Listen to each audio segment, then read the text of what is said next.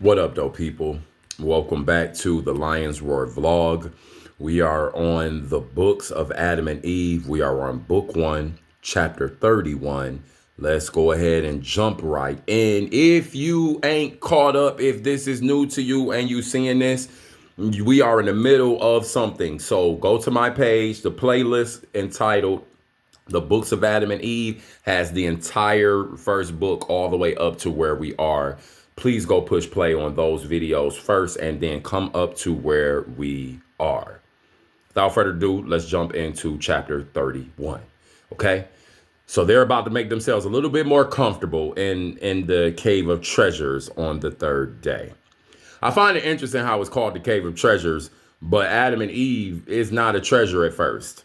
But why do they call it the Cave of Treasures? Because this is a cave of great separation. This is a cave of great darkness to them. Remember, like they distraught in this cave. They tripping in this cave. They having a hard time.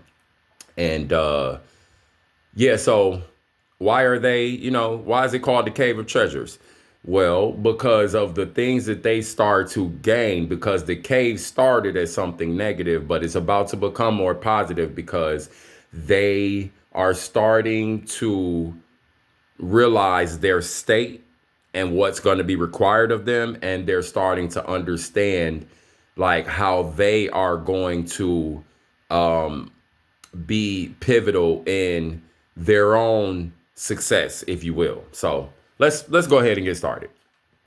After these things, the Most High said to Adam, "Thou did ask of me something from the garden to be comforted therewith, or to be comforted with." This is Old English. This is translated, so they weren't talking like this. But so just bear with me. Sometimes I'm gonna try and like plug in a different way to say this, but sometimes I just can't because it's too many words, and I don't have enough time to go back and keep trying to sit here and decipher and look at better ways to say it to you.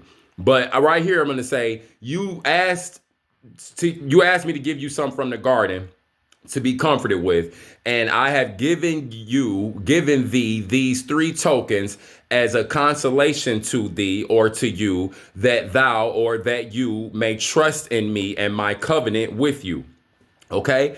So again, remember in the previous chapter, we talked about the gold, the myrrh, and the incense, okay? And how they and each one manifested as a sort of emotional energy for Adam, for the first man and the first woman, if you will. So even that is very deep because was it the physical things in themselves, or did the Father give Adam a certain tune up? Did he turn up a certain energy so Adam can understand, his state a little bit more?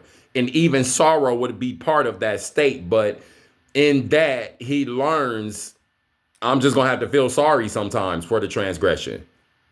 You know, could be. I don't know. That's why this is a read and response vlog, because I don't have to get nothing perfect here. That's why I love it. Let's keep going. um, and if you notice something I'm talking about and you have an angle and you got some insight and you know the truth and you got some education, please leave a comment. Let's talk. Let's have some dialogue. The Most High is always teaching, and I'm a willing student always. So, I am not against the spirit when it wants to teach something new, no matter who it comes from, older, younger, no matter what ethnicity, whatever. The Most High can speak through who he's going to speak through. That's what I know. And that's what you better know.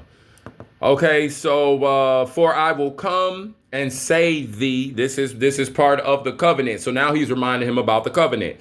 For I will come and save thee, and kings shall bring me when in the flesh gold, incense, and myrrh. Gold as a token of my kingdom, incense as a token of my divinity, and myrrh as a token of my suffering and of my death. But, O Adam, this is the Most High saying this to the first man. But, O Adam, put these by you in the cave, that the gold may shed light over you by night, the incense that thou smell its sweet savor, and the myrrh to comfort you in your sorrow. So now we have more of a manifestation of the physical. These things. So we see again, like we're seeing this theme reoccurring in these writings of Adam and Eve, and these books of Adam and Eve. We're seeing the layers. We're seeing that a physical gathering or a physical explanation, then a sort of a spiritual explanation, then another physical explanation again. Like, so a lot of these things I think are designed and written in a way for us to plug in their intricacy. Okay? That these things are way more, a little bit deeper than just, some of the parables that we're looking at. It's highly intelligent to use parables to translate or to hide even the real information. That's highly intelligent, especially if you're dealing with the culture that had regular enemies, always trying to get to their root and to disrupt them. So very interesting. But right here, he's saying like these things are actually physical. So that even debunks even what I'm saying, like, was it only spiritual? Which I don't think it was only spiritual. I think it's layered. But I think we have to deal with the fact that it had spiritual impact, definitely. Just as much as it had physical impact, it had spiritual, mental, emotional impact. Okay? So he's saying, the gold, and then you have to, again, gold is a very intense conductor of electricity. So I wonder if the gold back then, and even the gold here today, but definitely back then, I wonder if it was able to draw in so much light that at a certain point, once the sun did start go down, maybe it was able to emit that light back out for a certain amount of time before it went out. And that was able to give them comfort and them to continue to see and have light, because if they didn't have that, they were just lost in darkness. And that was one of the things that they were distraught about when they first got into the cave, being separated from the garden, was that they were lost in darkness. They needed some of their light back. That's layered right there. But let's keep going. Okay, when Adam heard these words from the Most High God, he worshiped before him. He and Eve worshiped him and gave him thanks, because he had dealt mercifully with them.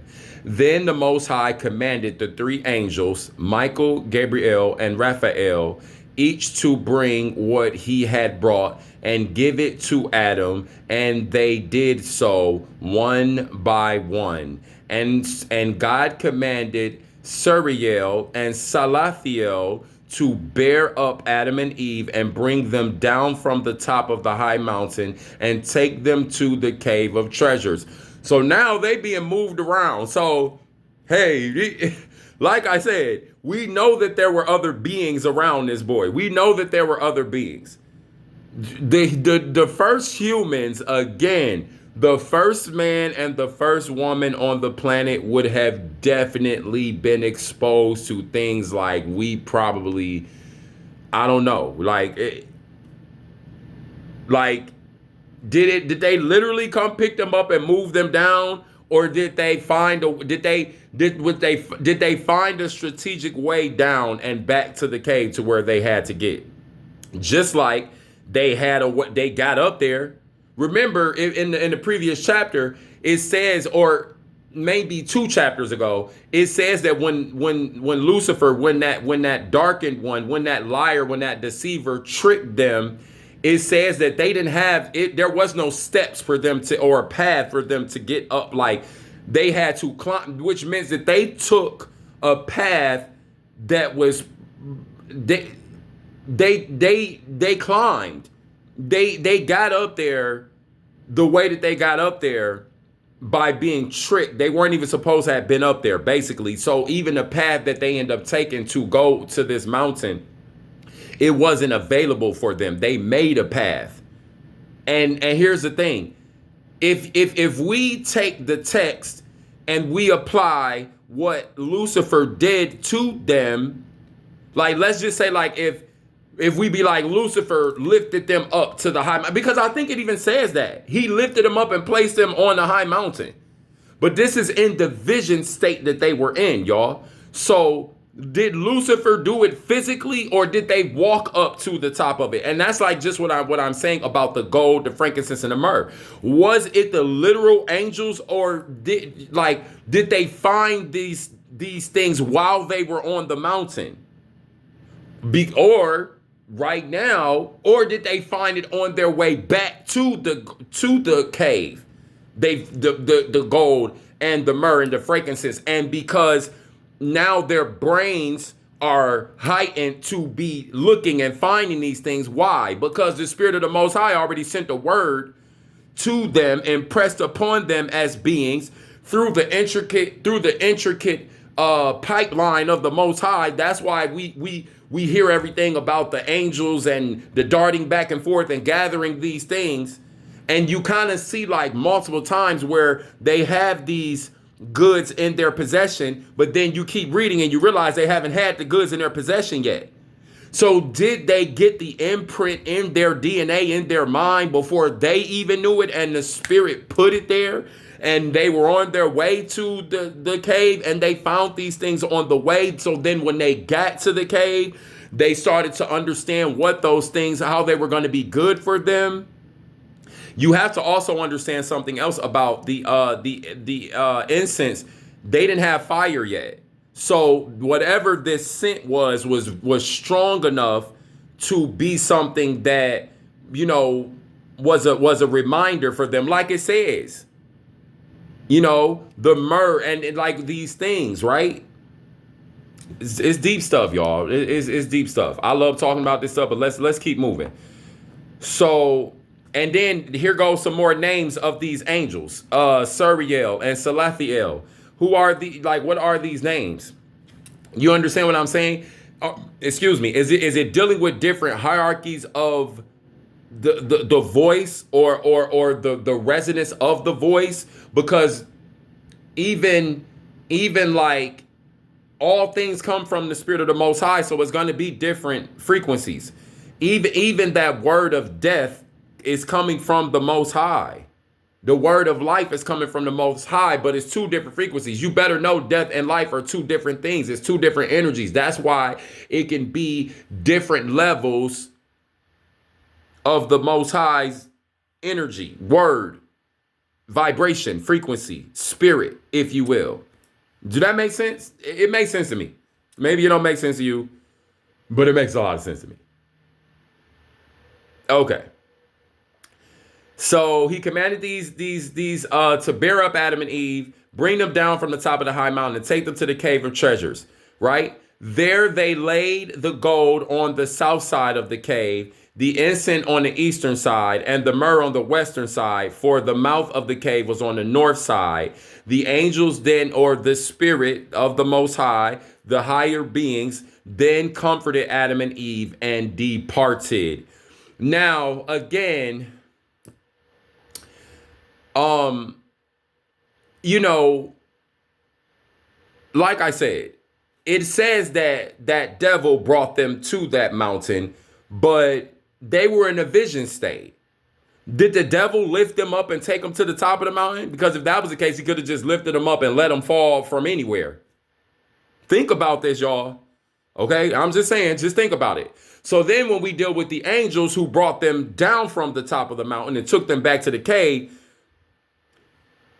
is that saying that the Spirit of the Most High sent this word to them, and they found and through wisdom and through the Spirit's guidance in their physical human bodies, and because they're Homo erectus at this point, did that mean that they now found a way down from the mountain safely? Because remember, it says that there was no path, so they didn't once they got up there, how was they gonna get down? But to get down the same way they got up. But then now the Spirit has come and given them a higher level of intellect to get down off the mountain, make it back to the cave. And on the way to the cave, they find these things. Now let's look at the weight of the things that they found. And let's look at how realistic that it could have been that they found these things on the way, because the Spirit of the Most High allowed them to, or took them across a path where they would have found these things. You understand? So the gold was 70 rods, the incense 12 pounds, and the myrrh 3 pounds. So let's just say that the gold was the heaviest part, 70 rods. Let's just say if each rod is about 10 pounds, that's 70 pounds. Adam could have he could have put that, they could have had a satchel or some kind of, they could have made a carrying thing. They definitely, yeah, definitely. Why would they have been doing that? Because they have the creator's mind in them. They're intelligent. So at some point they was gonna figure out, hey, we got to gather this, we have to keep this, we're gonna have to do this, we're gonna have to make this bag, make this basket. Oh, hey, we can maybe take these twigs and do this, and we can carry in this, or we could put this across around our shoulders, and we can make this satch from cross weaving these vines here, and I could put this in here. And so did they physically carry these things? Because 12 pounds, 3 pounds, that's enough for Eve to carry, and then he could have been carrying the rods, right? And maybe the rods are not like how we're thinking. Maybe they're stones. Maybe they're, because, for instance, lightning rod. Lightning rod don't always have to look like a rod. It can look like a very abstract sort of a thing, but it's still called a rod. Okay, a rod. Okay, a vessel of power. Cars that are called hot rods. Why are they called hot rods? Because a rod. What is a rod? Matter of fact, let's look up the definition of rod. Let's look up the definition of rod. While I'm sitting here, we're gonna go ahead and look up the definition of rod. If my computer decides that it wants to not be tripping and moving all crazy right now. And so hurry up and look up the definition of rod.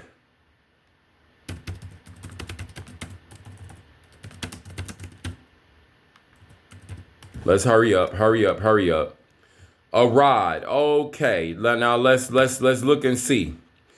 A thin, straight bar, especially of wood or metal. Thin, straight bar, a wand or a staff, a slender, straight stick, a stick, okay, a fishing rod, okay. Anatomy, a light sensitive cell of one of the two types present in the large retina of the eye. That's very interesting. Golden rods, I don't know, but this is particularly saying that he was able to have a bundle. The origin is Old English for something cut off of a tree, a bundle, a straight stick, a bundle. Okay. Okay, let's one more time. Okay, a rod can be a staff like a walking stick or a metal bar used in construction projects. Okay, wand, baton, a place of where something has been concentrated into. Okay, so I just thought maybe we would find a definition of rod there, like, you know, that also describes a vessel that, again, something is concentrated into. So you can have a, like, again, lightning rod. Lightning rod is what it is because it's going to take that energy and then it's going to transfer it into something else, but it's going to store it. Has to store it before it transfers it into something, or to be able to be converted into something else. It has to be able to initially take in the energy, and it's going to be in that rod or in that place. But regardless, we see that they have these things now, and these remained by Adam in the house of treasures, or in the cave of treasures. Therefore, it was called of concealment. But other interpreters say it was called the cave of treasures by reason of the bodies of righteous men that were in it. So, that's very interesting, because I just got done talking about the cave of treasures, and now here we go. That's why it was called the cave of treasures, because the treasure is Adam and Eve. That's deep to me. That's so powerful. The treasure is Adam and Eve, man. The creation. The apple of his eye, his lovely ones that he first created, and they don't have no clue what's going on for real. They still trying to figure it out. They're the treasure. That's powerful, man. Because it says some translators, therefore it was called of concealment, the house of concealment. But other interpreters say it was called the cave of treasures by reason of the bodies of the righteous humans that were in it. These three things that the Most High gave to Adam on the third day after he had come out of the garden, the man after he had come out of the garden, in token of the 3 days the Most High should remain in the heart of the earth. Yo, another reference to the sacrifice of Yahshua. These books of Adam and Eve was not written when Yahshua, but this was written before Yahshua. It's another reference. These three things the Most High gave to Adam on the third day after he had come out of the garden in token of the 3 days that the Most High should remain in the heart of the earth. That's Yahshua. That's making a reference to the rising, okay? The death and the rising. And these three things, as they continued with Adam in the cave, gave him light by night, and by day they gave him a little relief from his sorrow. Man, so now we're starting to see the transition from the higher being to the human being that now knows that it's toiling and is looking for some comfort, is looking for some relief. And now he's been given his comfort and relief from things that remind him of what it was like to be in the garden, but also to remind him of that God is good now in the state that he's in, and they're just going to have to walk it out. I'm going to end this video here, and we're going to go ahead and jump into chapter 32 next. I know chapter 31 and 32 been a little different, especially with the commentary. Some of these things, man, when we read through this stuff, we read through these parables and these prophecies and different things like that. It's going to be like that, man. And I'm going to let it be raw like that because the Most High always reveals. That's one of the things that I love with reading the scriptures, love with reading these scriptural sources, these texts, these sacred words, because the truth always comes to light. No matter what the man tries to do with the information, that information knows what it's supposed to be. And it ain't gonna never let men just fully just run off with it. Y'all come back from chapter 32, man. Peace.